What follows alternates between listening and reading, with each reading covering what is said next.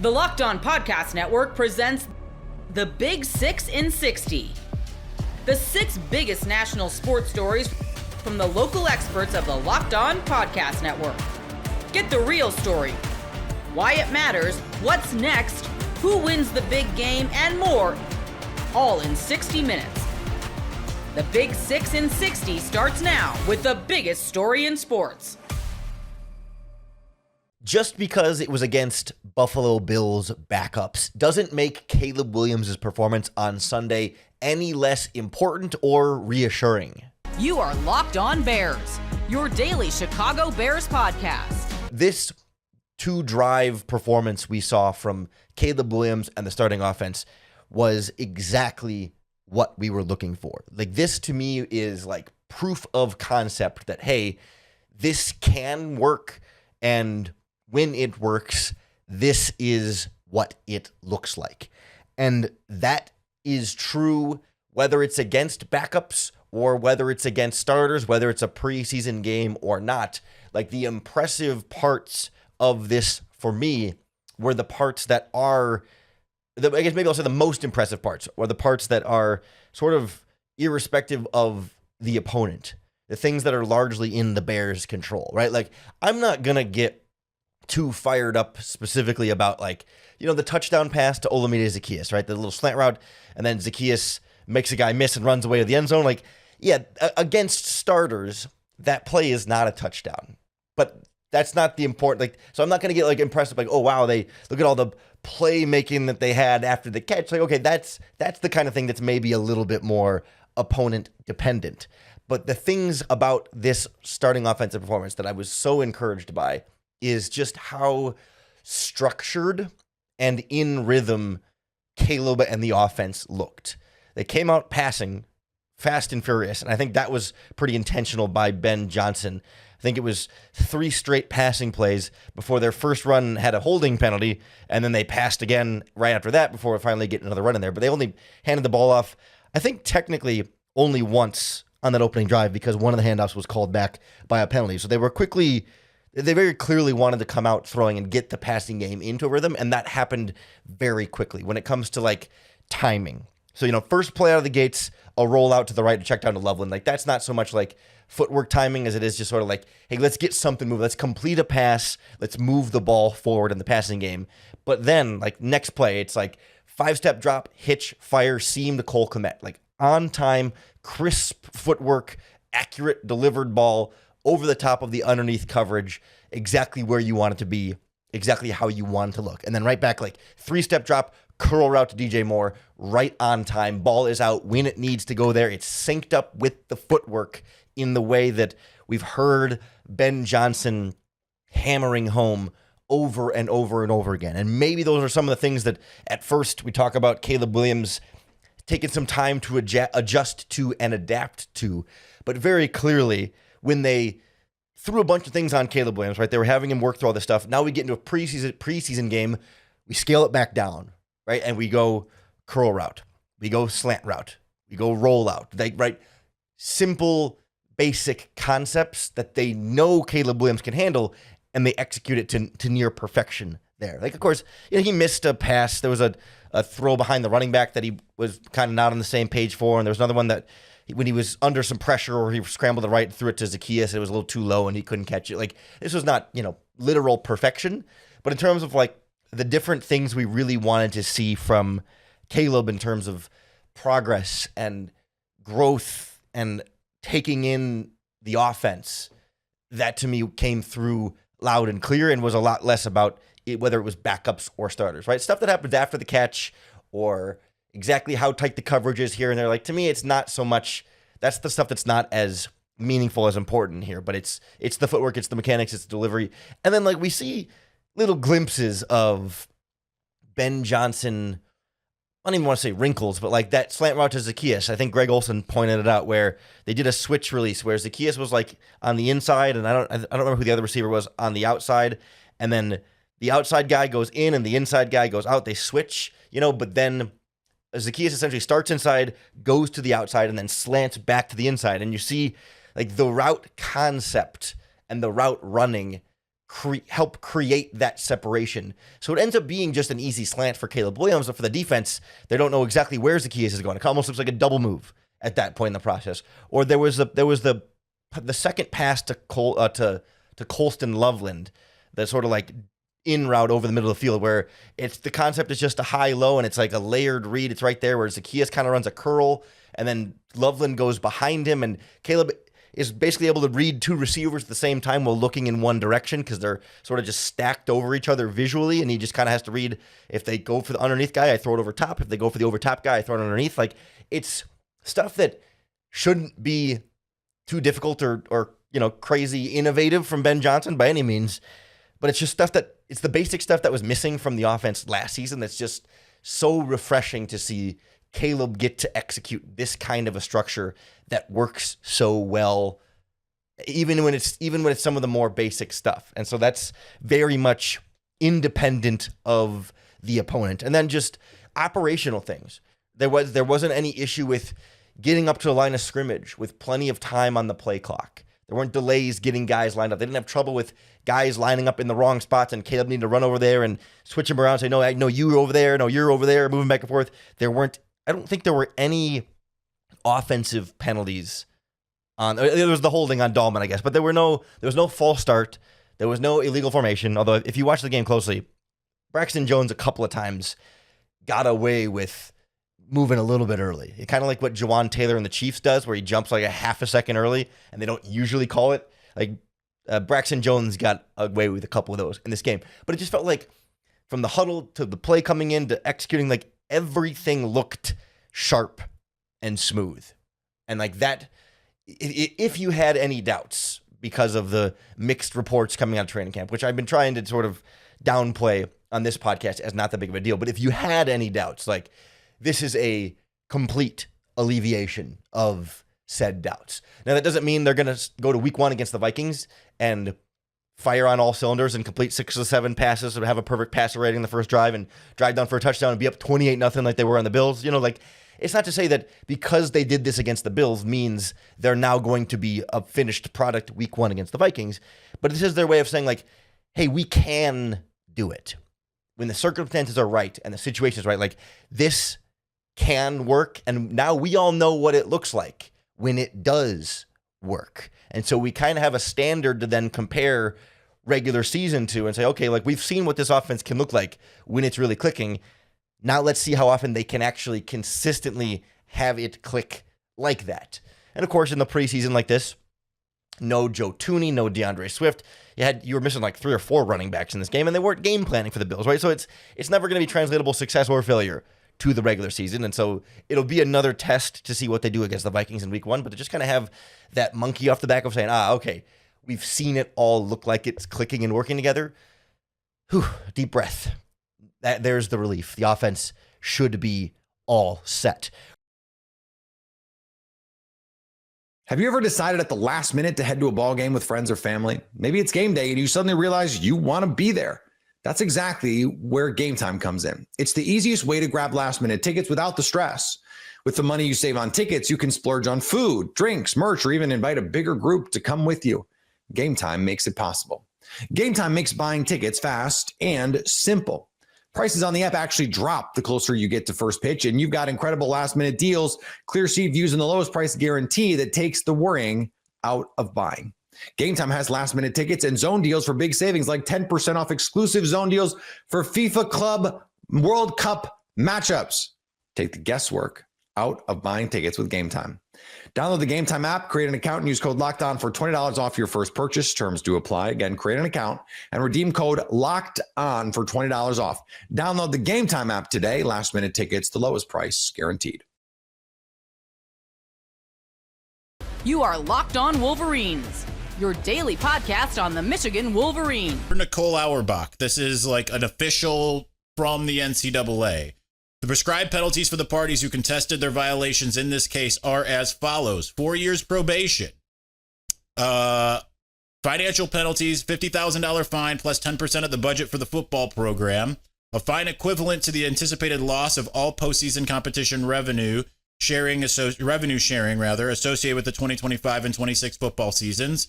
a fine equivalent to the cost of 10% of the scholarships awarded in Michigan's football program for the 2025-26 academic year, a 25% reduction in football official visits during the 2025-2026 season, a 14-week prohibition on recruiting communications in the football program during the probation period.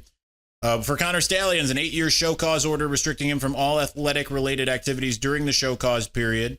Jim Harbaugh, a 10-year show cause order restricting him from all athletically related activities during the show cause period, which will begin on August 7th, 2028, at the conclusion of his 4-year show cause order from a previous case. Denard Robinson, a 3-year show cause order restricting him from all athletically related activities during the show cause period. And Sharon Moore, a 2-year show cause order. Remember, a show cause does not mean you can't, unless it's like here where it says restricting and whatever, that doesn't mean you're gone. Right. It doesn't mean you can't. And as you'll see here, a 2-year show cause order during which he is suspended from a total of 3 games. Michigan self-imposed a 2-game suspension for Moore during the upcoming 2025 through 26 football season. The panel determined that a suspension for 1 additional game was appropriate. Therefore, Moore also will be suspended for the first game of the 2026-27 season. That would be Germany.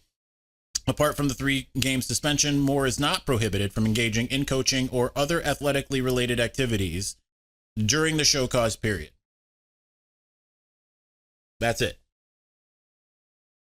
Now, according to Nicole Auerbach, the panel did say that there was enough to potentially enact a postseason ban.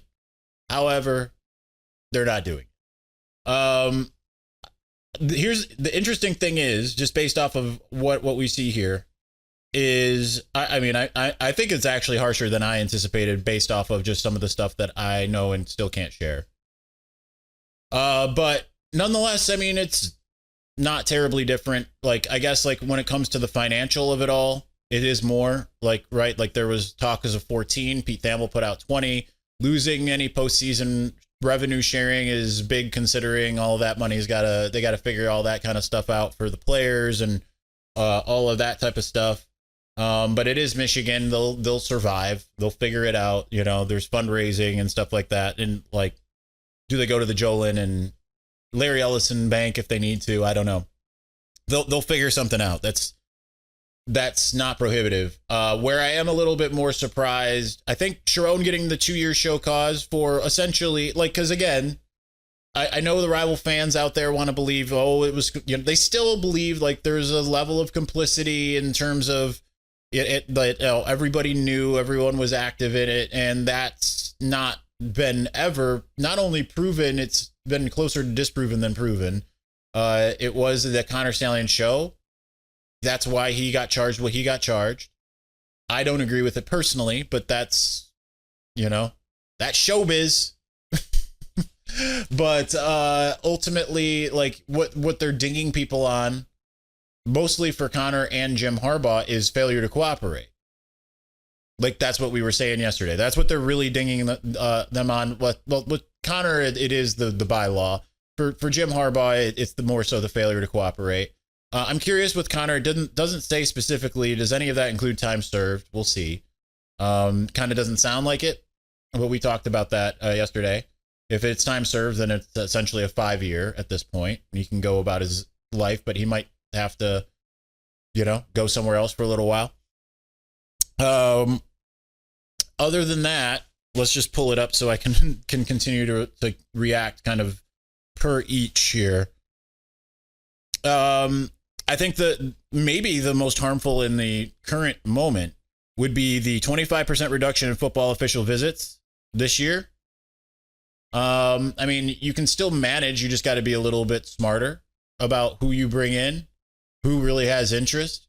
And ultimately, that could actually pay some dividends because you can actually recruit in the way of you can make it that much more known. You're one of our really top targets because we had to say no to a bunch of you that might have wanted to come and do official visits and stuff like that. So that could actually be somewhat worthwhile. The 14-week prohibition on recruiting communications.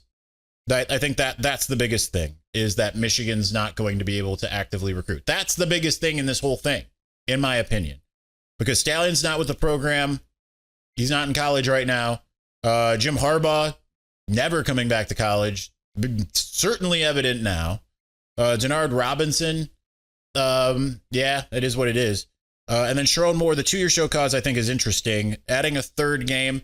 Again, I don't agree with it, but I mean, in terms of like, he deleted a text chain in which he later produced. And it's, he's charged with failure to cooperate, right? That's what he is charged with. It's not anything else. There was nothing incriminating in there and everything. But I think that the show cause itself, I mean, he's still going to be coaching. That just means, I mean, they're already under 4 years of probation. A show cause is essentially just probation. Ultimately, like, this is maybe a little stricter than I had anticipated based off of everything I've been hearing in the last several months, but it's not too far off. There's a lot more that's happening than what meets the eye. FYI, we'll see if and when that comes to fruition. Believe that today's the day just to kind of look out for. Let me just put it that way. There are some other interesting things. I just kind of want to divert from what I was going with. NCAA on how it found out about Connor Stalions, how it got the information. The conduct in this case came to light on October 17, 2023, when NCAA National Office leadership received information detailing potential instances of impermissible scouting within Michigan's football program. That information arose via a confidential source and was further developed by an investigative firm that provided a report of its findings to the NCAA because the reported information suggested a potential real-time and ongoing threat to the integrity and fairness of upcoming football contests. I'm just adding words. The day after receiving the report, the NCAA notified Michigan and the Big Ten Conference about the alleged conduct. I remember back in whenever that was that Michigan had its NOA response and Yahoo had the report and Michigan was really pushing to like, hey, who was it? And a bunch of rival fans were like, LOL, Michigan doesn't know. Like they're so off base. No, they know. They still know. A lot of Michigan fans see it on the boards all the time. They have a pretty good idea. They've come to the conclusions themselves. We'll see if some of those threads get pulled. Let me just say that. I'm not going to be the one to name. We're just not going to do that here. We'll see if some of those threads get pulled by some bigger names down the line. Like I said, interesting. Chris Partridge, not named at all, not mentioned at all. It's going to be interesting to see what kind of comes out of that. But ultimately, when it comes to like where Michigan goes here, what we're looking at now, because there's no vacated wins, there's no postseason ban, there's nothing of that nature. That as much as like not like okay, let me back it up for here for a second. There was all these grand ideas of what was going to happen here. Like I said, this is worse than I anticipated. It is. It's worse than I anticipated. But ultimately it does the same work of what I anticipated, right? Like it's worse financially, it's worse with the recruiting restrictions. But like is in some way, and Michigan's certainly going to be angry about it.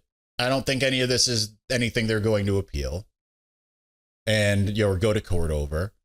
But at the same time, like it's not materially different in terms of like, does it make things a little bit harder than maybe they anticipated as far as what they were going to get? Yes, it does.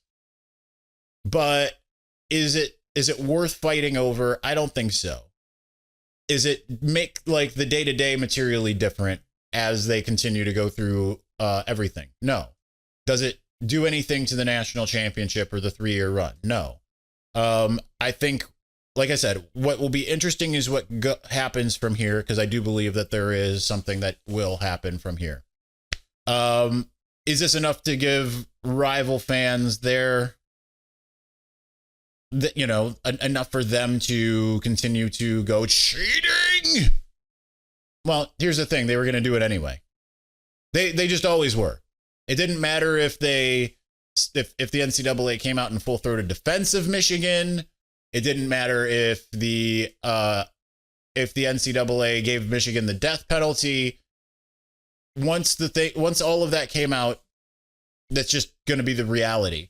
And so if you care about something like that, of having like an easier life when it comes to social media and rival relations, it was never going to be easy. That's just what it is. But ultimately, I mean, it is nothing that rival fans had hoped for. Do I think that they're going to spin it and make it something that sounds like it's something that they would thought? Like, yeah, fines, recruiting restrictions. There's the hammer. That's not at all what people, when people are like hammers coming, that's not at all what they had anticipated, right? They put asterisk next to the title. It's not there. If you're an Ohio State fan, I mean, you have just as much of an asterisk next to your 2003 title or 2002. I guess technically it happened in 2003. But like, you know, just the way Miami fans asterisk your title, you know, go ahead, asterisk Michigan's title. I don't think a single Michigan fan cares at this. No postseason ban. So even if the NCAA says like, yeah, we could have given them one, but we don't want to punish the current players. Like, okay, you still didn't get what you want. Even if they're saying that, you still didn't get what you want. And this all falls in line with everything that we have been saying since day one. Like, I never said like Connor's going to get off scot-free. Now, I did think he got punished a little bit more than I thought he was going to in the end. Like, this was more commensurate actually with what I thought would have happened. Maybe about a year ago, I would have been like, yeah, 8-year show cause, that tracks. I kind of had a feeling it was going to be less in the last couple, really this calendar year. I thought it was going to maybe be a little bit less, just based off of some things that we'll see if we can share down the road. But I haven't talked to Connor, and so I can't really share any extra stuff here. But ultimately, like, it's not a nothing burger. I'm not saying it's a nothing burger. I don't think that that's accurate, but it's not the quote hammer. It isn't. And anyone who's going to pretend like it's the hammer is just trying to make themselves feel better in the wake of Michigan's recent success. Because here's the thing, as much as like what we just read and everything, it's kind of like, if you don't know football, you think this was a bigger deal, the advanced scouting stuff. Like, again, I'm going to point back to Dan Wetzel and what he said at the end of Sign Stealer. They have evidence that other schools were doing similar things. So it just makes you question. I want to get back to the who said what. How did the NCAA find out about this? I know a lot of rival fans think that that's a joke and are like, LOL, Ryan Day's brother. And people have come at me. They're long blocked, but they're like, you know, you're impugning Ryan Day. You should be in jail. How dare you? All right, like, I don't know, but like, I have some pretty sneaking suspicions based off of what I do know, which has not come to public light yet, about there was some insidiousness going on. Again, I don't know Ryan Day's culpability. I don't. I know that Michigan believes, as I've said all along, Ohio State was behind this. I've not wavered from that. They have not wavered from it.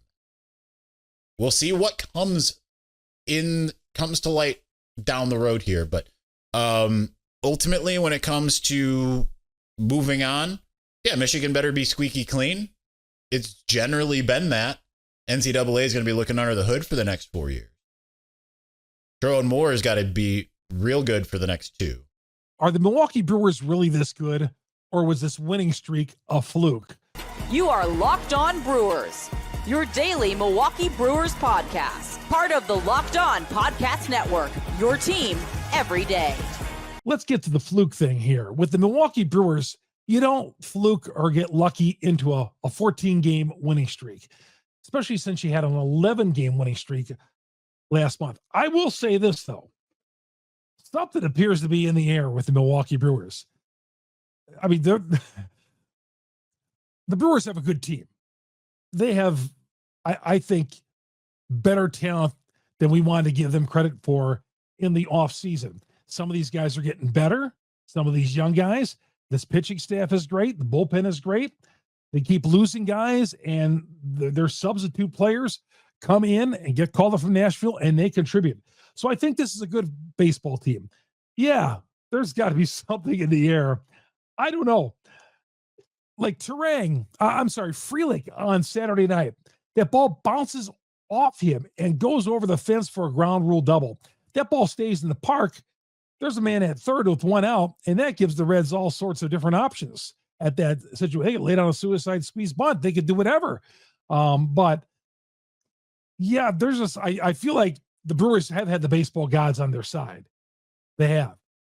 I mean, you look at so many things that have happened. The Brewers taking advantage of every error or misplay or miscue by an opponent. But that's what good teams do.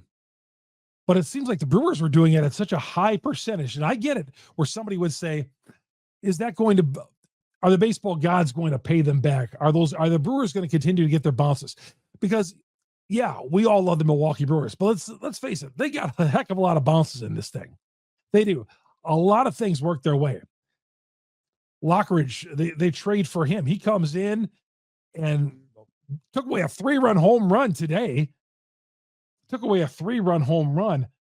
And you look at some of the things like the Frelick thing and all that, man, and the Brewers putting out the Sunday lineup and other guys contributing. I feel like there's like at least 35 guys on that 40-man roster have contributed to that 14-game winning streak and that 11-1 a short time ago.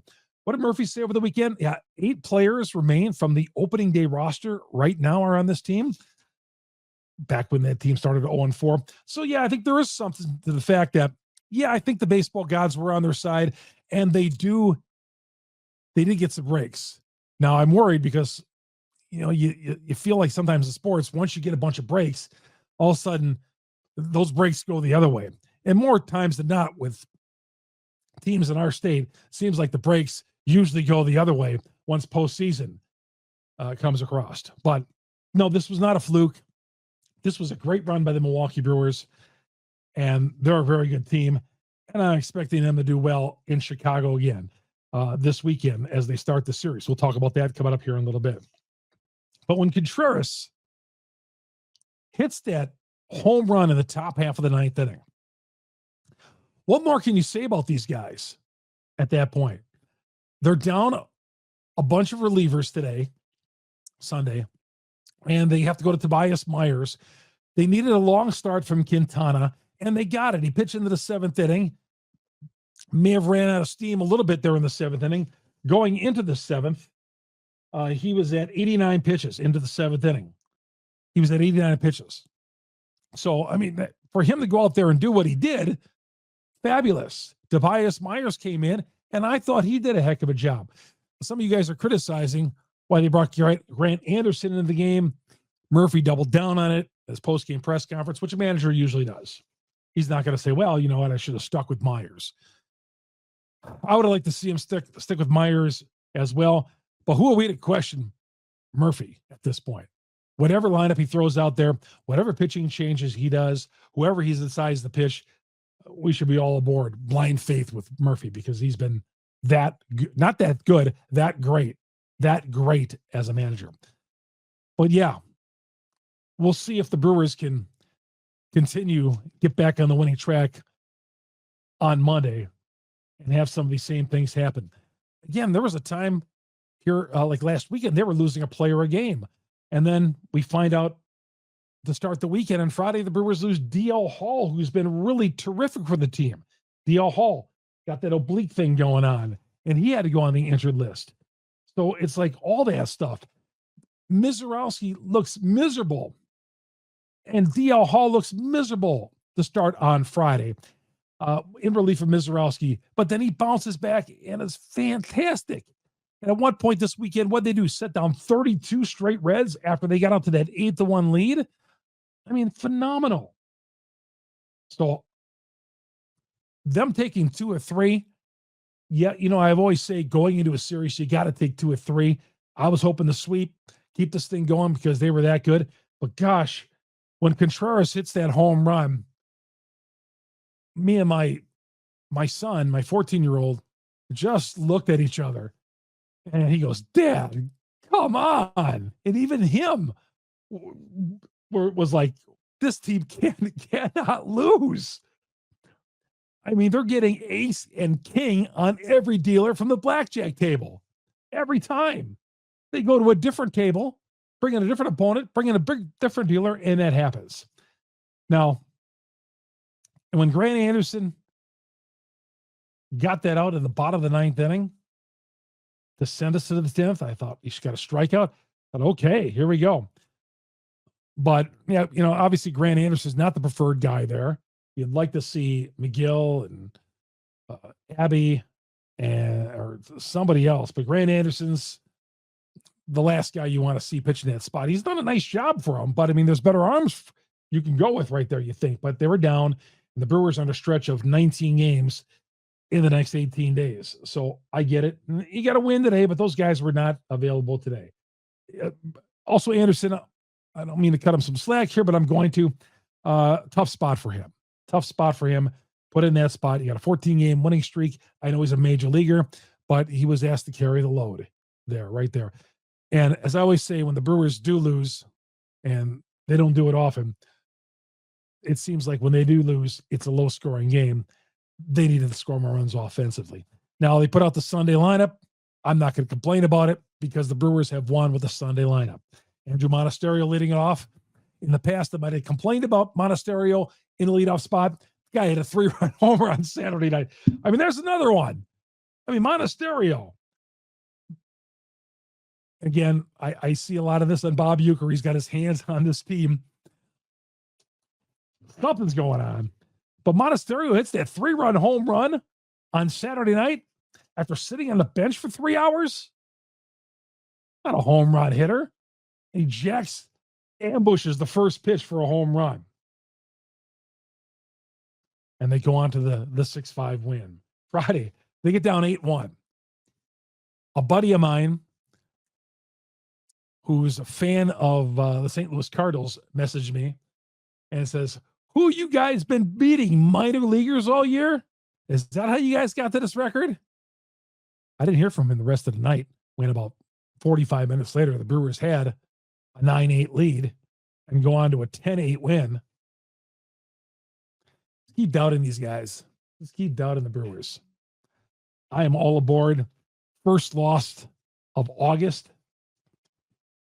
Here's a beautiful sight.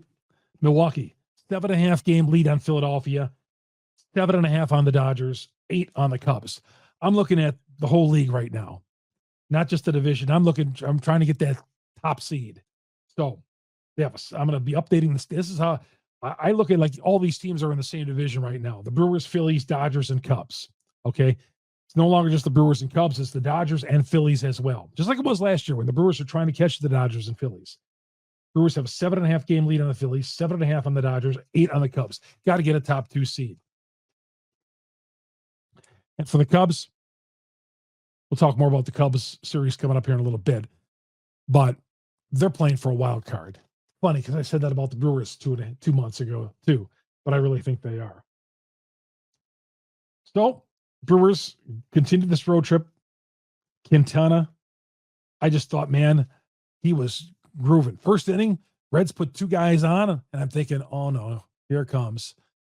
And every time you want to say that about the Brewers, they do something to surprise you. Like the Contreras home run. Shame that they didn't win the game. I'm not mad. I'm not upset. I haven't broken a bobblehead all summer. And for those of you who know me, you know that the Brewers, my bobbleheads pay the price for bad things the Milwaukee Brewers do. And not one Chris Capuano, and I have a rich supply of those, or Bill Hall bobblehead has been splintered out in front of my street just yet this year.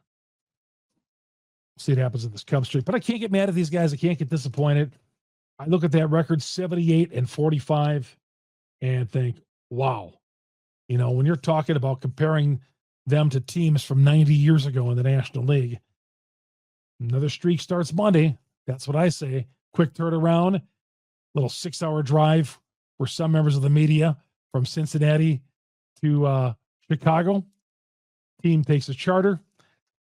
and we pick it up with a 5-game series that we've been talking about for the longest time. Have you ever decided at the last minute to head to a ball game with friends or family? Maybe it's game day and you suddenly realize you want to be there. That's exactly where Gametime comes in. It's the easiest way to grab last minute tickets without the stress. With the money you save on tickets, you can splurge on food, drinks, merch, or even invite a bigger group to come with you. Gametime makes it possible. Gametime makes buying tickets fast and simple. Prices on the app actually drop the closer you get to first pitch, and you've got incredible last-minute deals, clear seat views, and the lowest price guarantee that takes the worrying out of buying. Gametime has last-minute tickets and zone deals for big savings, like 10% off exclusive zone deals for FIFA Club World Cup matchups. Take the guesswork out of buying tickets with Gametime. Download the Gametime app, create an account, and use code LOCKEDON for $20 off your first purchase. Terms do apply. Again, create an account and redeem code LOCKEDON for $20 off. Download the Gametime app today. Last minute tickets, the lowest price guaranteed. You are Locked On Vols, your daily podcast on the Tennessee Volunteers. Joey Aguilar being named the starting quarterback, so wanted to get something out here right now. And again, Brent Hubbs, VolQuest.com, reported Sunday evening that Joey Aguilar was named the starting quarterback for the University of Tennessee. And again, it was never a matter of when or a matter of if this announcement would be made. It was just a matter of when. And that's no disrespect to Jake Merklinger. That's no disrespect to George McIntyre. I mean, this was a quarterback competition, and I'm not trying to come in here and say that he absolutely dominated the showing from day one of fall camp and all that, because I don't think that's true. But when you look at a accumulation of practice reps, accumulation of practice stats, accumulation of understanding what Tennessee's trying to do, and I'm going to use the phrase here, you stack days on days on days.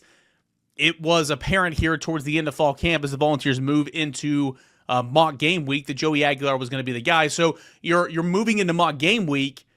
Go ahead and have that public. Go ahead and have that, the team already know, from the head coach who the starting quarterback is going to be, so that you can go about your business. So you don't have to be sharing reps, splitting the reps with the first team with two different guys, less than 2 weeks out from the Syracuse game that's set to kick off the season. So Joey Aguilar is going to be named the starting quarterback for the University of Tennessee. Of course, I assume that Josh Heupel is going to confirm that when he meets with the media on Tuesday. And this is another thing why I thought, news was going to break at some point this weekend, or Josh Heupel was going to announce a starter on Tuesday when he met with the media, because if he didn't do it on Tuesday, the next time he meets with the media is going to be on Monday. And you don't want to distract anything from game week in Syracuse, in my opinion, by naming a starting quarterback on that Monday. So I thought it was going to be sometime this weekend, maybe Tuesday at the latest, that Josh Heupel made it official. But again, Brent Hubbs reporting on Sunday night that Joey Aguilar is going to be the starting quarterback for the University of Tennessee. And again, it just makes sense, right?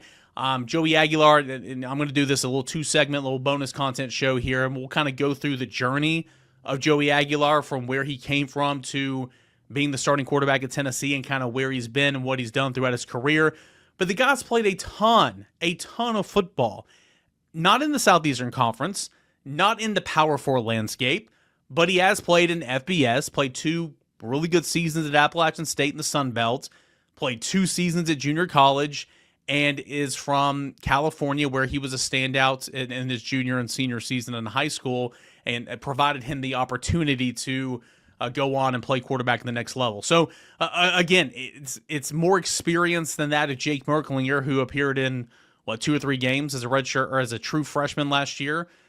Didn't play past 4 games, so got that redshirt tag. And his experience was limited to just mop-up duty. George McIntyre, who had a really good camp. I mean, George McIntyre showed out in all the scrimmages. George McIntyre simply wouldn't go away. He was never dismissed as this until really, I guess, after the scrimmage on Saturday when Josh Heupel was asked about the quarterbacks. He said, yeah, both those guys, George too, was doing this, yada, yada. So he might have tipped his hand a little bit, but to George's credit, man, a true freshman from Brentwood Academy that had 4 different offenses in high school, a bunch of different play callers. He gave it a real shot, man, and I think the future is bright for George McIntyre. In fact, I think George McIntyre, if he continues at the progression that he is now, I think he can be potentially the best of the 3. But for right now, who gives Tennessee the best chance to win right now? And it's the guy that has a ton of playing experience. A guy that broke, and we'll get to this here more in segment number 2, a guy that broke so many single-season passing records at Appalachian State. A guy that was a newcomer conference player of the year. A guy that was second-team all-conference honorable mention, stuff like that. A guy that has been there and done that. He's faced live bullets. He's been on the road playing top 25 teams in his career. And again, it was whoever gives Tennessee the best opportunity to win is going to get the job. If that was Jake Merklinger in fall camp, if that was George McIntyre in fall camp, then it was going to be either Jake Merklinger or George McIntyre, but it wasn't. End of the day, it's Joey Aguilar. That's who the coaching staff feels the most comfortable with. We don't see much at practice, okay, but you go out there and you see the routes on air and you see some of the individual drills, and you can clearly see Joey Aguilar has the quickest release. You can clearly see Joey Aguilar has the best footwork. You can see that when they do bootleg drills and throwing on the run, Joey Aguilar is very comfortable throwing on the run, moving outside the pocket. Now, there is 90% of practice that we don't see, so I'm not trying to act like he completed every pass, because he didn't. I'm not trying to act like that he graded out a check on every single play or every single read, because I'm sure he didn't. But he was a guy that performed really, really well in fall camp and has earned the opportunity to start for the University of Tennessee this season. What's it going to look like? Will Tennessee excel in the passing game? Will Tennessee's offense find those explosives that hasn't been there since the 2021-2022 season?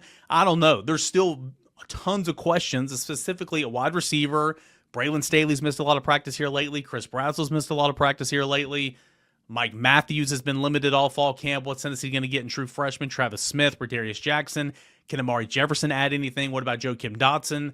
Any walk-ons going to get in there? I mean, again, only 7 scholarship wide receivers, so there's plenty of questions offensively. New look offensive line, replacing 4 of the 5 starters up front. I still think this offensive line is going to be pretty daggone good if they play healthy and as it continues to evolve from week 1 all the way through the end of the season, with David Sanders, a healthy Lance Hurd, and all that and more. I'm excited to see what this offense is. Tons of unknowns, tons of uncertainties, but if Tennessee runs the football effectively, Tennessee protects the quarterback, see what Joey Aguilar can do, man. Let him cook. We know he's a gunslinger. We know he's got a bit of a turnover issue. Let's see if that is limited here in the Josh Heupel offense. I'm intrigued to see how they call the offense with Joey Aguilar under center. But that's what we're going to see. Week 1, Syracuse. Tennessee is going to start Joey Aguilar. Brent Hubbs, VolQuest.com, reports on a Sunday night. Again, nothing out of left field, nothing unexpected. We all believed this was going to happen. It was just a matter of when and not if, and the when was on a Sunday night, and we'll see what Joey Aguilar can do for the University of Tennessee. Have you ever decided at the last minute to head to a ball game with friends or family? Maybe it's game day and you suddenly realize you want to be there. That's exactly where Gametime comes in. It's the easiest way to grab last-minute tickets without the stress. With the money you save on tickets, you can splurge on food, drinks, merch, or even invite a bigger group to come with you. Gametime makes it possible. Gametime makes buying tickets fast and simple. Prices on the app actually drop the closer you get to first pitch, and you've got incredible last-minute deals, clear seat views, and the lowest price guarantee that takes the worrying out of buying. Gametime has last-minute tickets and zone deals for big savings, like 10% off exclusive zone deals for FIFA Club World Cup matchups. Take the guesswork out of buying tickets with Gametime. Download the Gametime app, create an account, and use code LOCKEDON for $20 off your first purchase. Terms do apply. Again, create an account and redeem code LOCKEDON for $20 off. Download the Gametime app today. Last-minute tickets, the lowest price guaranteed. Bad news. Jam Miller got injured, and we're not exactly sure when he'll be back. You are Locked On Bama, your daily podcast on the Alabama Crimson Tide. Part of the Locked On Podcast Network, your team every day. We had heard some rumblings about Jam Miller and a potential injury, but we didn't want to bring it up because what if it wasn't right? Well, it was right. And he is banged up, and it looks like he may be out somewhere around 3 to 6 weeks, maybe 6-7 weeks, somewhere in there. Definitely going to miss Florida State. I would assume miss La Monroe. I would assume miss Wisconsin. Then you have an off week and you play Georgia. Look, we want Jam Miller back for Georgia. He had a great Georgia game last year. He scored a touchdown against Georgia in an SEC title game in 2023. Jam likes to play Georgia. So let's get Jam back for Georgia. But Jimmy, talk about this injury first, and we'll talk about who could step up for him. Yeah, it's unfortunate because Jam is one of the fall camp standouts. I mean, if we made a list of like, okay, who's really stood out this fall camp, who's kind of been a big story, Jam would be up there. I attribute it to 2 or 3 things. Number one, he's a senior. His kids improve every year. Very likely you're going to see the best Jam Miller you've ever seen before now in his year 4. Secondly, I think the change in the offense really suited him. And by changing the offense, I don't mean that Ryan Grubb showed up and changed everything. What I mean is Alabama's going to throw the ball more with Ty Simpson. They threw it with Jalen Miller. There's going to be more pass attempts this fall than there were last fall. That plays right into Jam's hands in terms of comparing him to the rest of the running back room, because Jam is outstanding at picking up that blitzer, really good in pass protection, also catches the ball really well. So for that reason alone, I think Jam had really separated himself from the rest of the backs in the room. So this is a blow. There's no doubt. No one here is going to try to minimize what this means. It's bad. But as I often say, bad doesn't mean terminal. You know, you can have a headache and it not be a brain tumor. You can have a cold and it not be, you know, Ebola virus. It's bad, but it's not terminal because there's other options. I just hate it for Jam more than I hate it for Alabama, because no one wants to this to happen to him their senior year. But in terms of the timeline to return, you know, Luke sort of went over that based on who I've talked to and what I've read. And I'll give a shout out even to Josh Pate, who has outstanding Alabama contacts. Josh knows the inner workings at Alabama almost more than he knows anywhere else. I'm confident Josh will return before Georgia, but it won't be before Florida State. So he's out for game 1. And as Luke said, I would, you know, it's not much of a guess to say he's likely out for game 2. And after game 3, you get that off week. So it just makes sense that Georgia is the return date, but that's guessing. What we know is out for Florida State, and that's a blow, but we'll go over Alabama's options momentarily. Yeah, I think that it's, look, if you're going to miss some time, I'm kind of okay missing this time. And because I want him ready for the SEC schedule, I think that this is a golden opportunity for new guys. We'll talk about who's going to step up here in just a bit. But for Jam, I just feel so bad for Jam. Like you said, it's, man, he's sort of been the talk of camp. In a way, you know, there've been some, Tide, of course, is the talk of camp. But I think Jam is really, like, he's really coming on, and the coaches love him. So he's just a good teammate.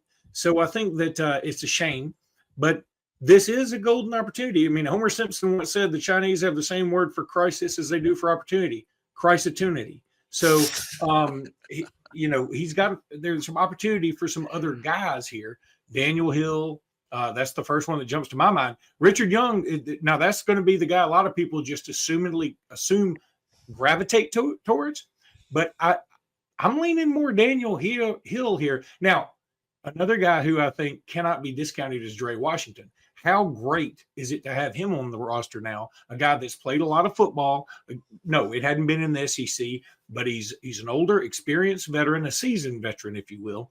And so he probably is more aware of blitz pickup, et cetera, et cetera. So I'm feeling great about getting Dre Washington, a guy that when we got him, I was sort of like, I feel like we got enough running backs. Well, the coaches knew what's best, and they did the right thing. Yeah, Dre. I mean, anyone that questioned the Dre Washington take, and I'm sort of looking at me here, because the day it happened, I was a little confused as to why they felt they needed that. But today or last night is just a reminder of you can't have too many backs, because stuff like this happens at that position almost as much as any other. It's a car wreck position where every single carry is like being in a little or a big car wreck, and kids get banged up, and that could happen to more than one guy. I tend to think that in terms of the starting back in Tallahassee, I'm going to go with Rich Young being the starter, but I do think that it's not a situation where they're going to go in there going, okay, we're good, we'll give the ball to Rich Young 25 times. No, I think it's going to be committee. And I think it's going to start with Rich Young, and then it's going to be Daniel Hill, and then it's going to be Dre Washington. I think we see all three of those guys while the game is in doubt. And then whoever performs the best in the games, probably at that point in the game, has a leg up.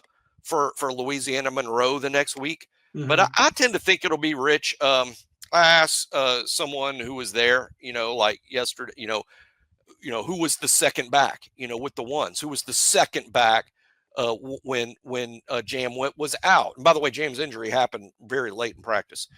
So who was the back that came in when Jam was out? The answer was Richard Young. So I think Richard Young is still the second back as of now. But see, one thing you do after Jam gets hurt is you sort of regroup at the position. I assure you there's been meetings and talks between Kalen DeBoer, Ryan Grubb, and Robert Gillespie, Coach G, about the plan. And just because the plan Saturday was Rich Young was 2 and Daniel Hill was 3 and Jay Washington 4, that doesn't mean that's going to be the case going forward. To say nothing of fact, there's more practices. They're practicing today. Today we record, we're doing this show live Sunday. They practice today. They're going to practice Tuesday. That will be the end of camp. Starting Wednesday, they will practice, but they switch to game mode starting Wednesday. Tuesday will be the final, quote, camp practice. They practice Wednesday in game mode, which is actually a pretty big deal in terms of how they organize practice. There's a lot more scout team stuff, a lot of game prep stuff, and the periods of practice really change from a lot of work on fundamentals and installation to getting game ready. That'll happen Wednesday. So these next two practices, and by that I mean Sunday and Tuesday, to be a fly on the wall in the running back room, things could change. And Justin Summerlin, who's listening live, we appreciate you. He's saying, look, he's got some sources that are saying Jam could be back for FSU, but they'll probably hold him out. Look, I'd rather, again, my preference would be hold him out until he's ready to go. I definitely want him ready to go for SEC play. I don't want to put an 80% Jam Miller out there when I think we have some other very capable backs. I love Jam Miller. I want Jam Miller to do well. And it's a shame that an injury like this may keep him from doing something like getting 1,000 yards. Maybe it won't because we play so many games, but I just feel like I hate it for him in this instance. Look, the other thing is I do know the injury happened very late. I happen to know somebody who did go to practice, and they were talking about they left before the injury. They were like, man, Jam Miller looked fantastic today. He was awesome. And I was like, he got hurt. And the person that went is not like they just happened to have gone with somebody else. Now they're an Alabama fan, but they're not like super duper, downtown locked on Bama Alabama fan. And they were like, oh my God, no, I didn't know he got hurt. And and every injury is different.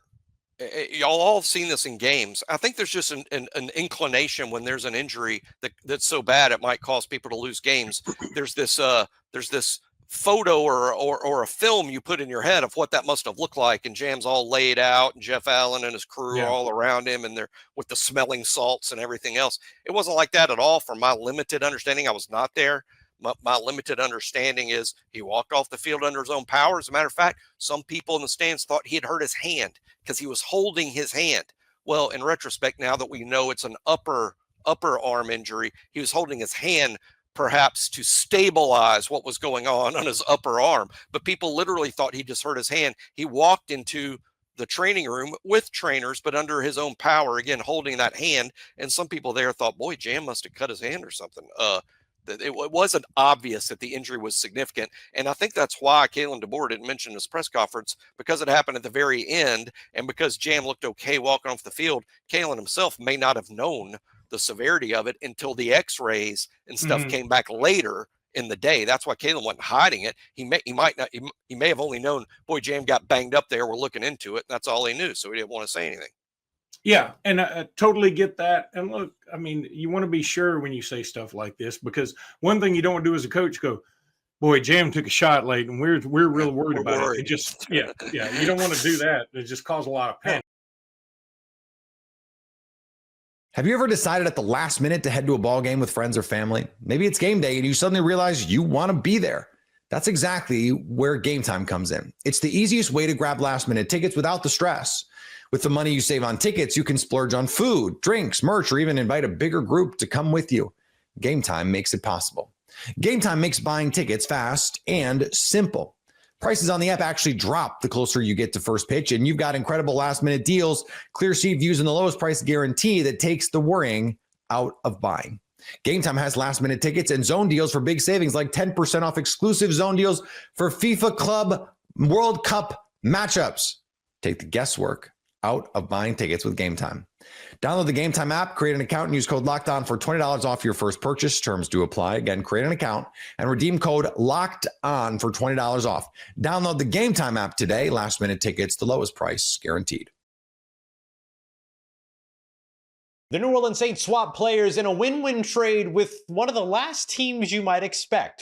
You are Locked On Saints, your daily New Orleans Saints podcast. The New Orleans Saints trade Colin Saunders, New Orleans Saints former New Orleans Saints defensive tackle, to the Jacksonville Jaguars, where they had literally just finished playing hours before the trade was done. In return, they get backup center in Luke Fortner. So I wanted to break down why I think this is a little bit of a win-win for everybody involved. Let's start with the two teams, the Saints and the Jaguars. The Jaguars needed some help when it came to their run defense and really their defensive line, all that, looking for more players to kind of rotate in there. So the Saints send over Colin Saunders, who didn't necessarily have the best fit in New Orleans since the installation of Brandon Staley's defense. Our final part of the show today is going to be about players that found themselves in trouble after the second preseason game. And I was going to put Colin Saunders on that list. It was interesting that Devon Godshaw and Brian Brzee and Nathan Shepard all got the day off up against Jacksonville, but Colin Saunders played deep into the first quarter throughout that game. And so that was a little bit surprising to me, and I thought was indicative about maybe what the question marks were around his spot. So now the win for New Orleans is that they don't have to cut him at the end of it all. Instead, they send him somewhere where he can find a role, a win for Colin Saunders, who wasn't necessarily finding a role here in New Orleans. The Jaguars get their win because they get Colin Saunders, and the Saints get a little bit of a win here by getting another interior offensive lineman that's got over 2,500 snaps of career experience. That was a part of that Kentucky Big Blue Wall, along with Landon Young, who's currently on the roster. And so they do that by landing Luke Fortner in the trade in a rare player-for-player swap. But this works for New Orleans. They lost Will Clapp for the entire season due to an injury. They lost Nick Saldiveri before preseason even began, just a little ways into training camp for the season. Trevor Penning, starting left guard, is currently dealing with a toe injury that might keep him out for some amount of weeks. We'll see. And so New Orleans, who struck gold as they found with Torricelli Simpkins, who we'll discuss here in a little bit, they end up bringing in another interior offensive lineman that played over 800 snaps at one guard spot during his collegiate days, over 600 snaps at the other guard spot during his collegiate days, and has played over 2,500 snaps in his in his NFL career since being a number 65 overall selection in the 2022 NFL draft by the Jacksonville Jaguars at center. And so now New Orleans, who has struggled to find center depth in the past couple of years, now has another option, right? They brought in Will Clapp, hoping that he might be able to help there. Nick Saldiveri had a little bit of center swing experience during his time at the Senior Bowl. Not necessarily sure that that's anything that the Saints would have been willing to rely upon or try out, but he certainly had that. And then, of course, Torricelli Simpkins, who's been awesome here over the course of the preseason. They also had Kyle Hergel in the back, and then Mike Panisuk, who they just signed not too long ago, who also has some center experience. But now in this trade, they land Luke Fortner, who's got a lot of snaps in the NFL at center, right at the NFL against NFL competition, which I do think is an important piece. So over 2,500 career snaps, like we mentioned, but only 6 sacks given up. And, hasn't always rated highly when it came to like your standard Pro Football Focus grades and stuff like that. But the raw numbers show that he's been productive and he's going to be a good depth player if he even makes the roster for you. Look, I don't think that Colin Saunders was on his way to making this 53-man roster. And I think the fact that he played so deep into the first quarter in that game against the Jacksonville Jaguars was pretty indicative of that. And I think a big part of it doesn't have anything to do with his talent level. He's a ridiculously talented player, right? Great size, great athleticism, wonderful locker room presence as well, great community presence, and is also, a 2-time Super Bowl champion who can bring some Super Bowl pedigree experience to your roster. And for those reasons, I was thinking about keeping him. But even when we did the 53-man projection before the preseason started, I mentioned to where it was basically going to be down to him or Nathan Shepard. And like on the right day, I would take Nathan Shepard over Colin Saunders on that 53-man roster. My next 53-man roster was going to be without Colin Saunders. And I was, expecting to have to kind of defend that and all these other things. And now the Saints have traded him away. So that's how they figured out. Look, this defensive tackle room, which features those three guys that I mentioned earlier, Devon Gottschall, Brian Brzee, Nathan Shepard.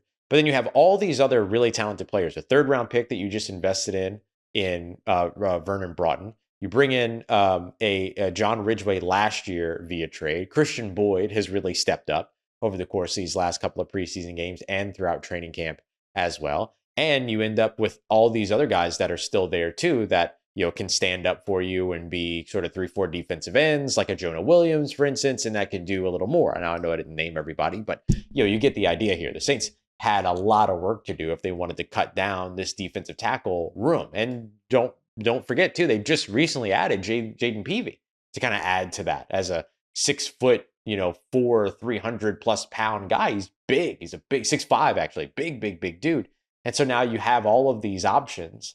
And you were going to have to cut bait with somebody. So at least in this way, you get something for someone. Now, there was some, conversation around how Luke Fortner might have been on the chopping block anyway in Jacksonville. But at least this way, the Saints make sure that they get him as opposed to having to deal with waivers and things like that. Similarly, for Jacksonville, Colin Saunders might have ended up on the chopping block by the end of the preseason. Now they make sure that they get him. So that's what I mean. It's a win for the Saints because they get more offensive line depth, which they desperately need. The Jaguars get a win because they get Colin Saunders. Colin Saunders gets a win because he lands at a place where he'll be able to have a fit. And Luke Fortner gets a win because he lands in a place that desperately needs him. And so I think that now what this might mean is that either, and you can make this decision if you're the Saints, you keep Fortner at center and then let Torricelli Simpkins play more guard, which I think could be really, really good for this team. Or you keep Torricelli Simpkins at center, where he has balled out over the course of the preseason, and then give Fortner an opportunity at guard. So I don't think that it keeps Simpkins off of the roster because I don't think that the Saints can go into the regular season with only 8 offensive linemen anyway. I think they're going to need 9, and they're going to need more on their practice squad too. So I don't think that this pushes Simpkins out of the 53-man roster. I think that basically Simpkins, Fortner, Radens, and then probably Landon Young end up being those 4 depth pieces behind their starting 5. And so Simpkins should be just fine here. It's just going to be really interesting now to where they see, do they give him an opportunity to push at one of those guard spots when it comes to depth? So good moves all around for New Orleans, an interesting way to handle things as they move forward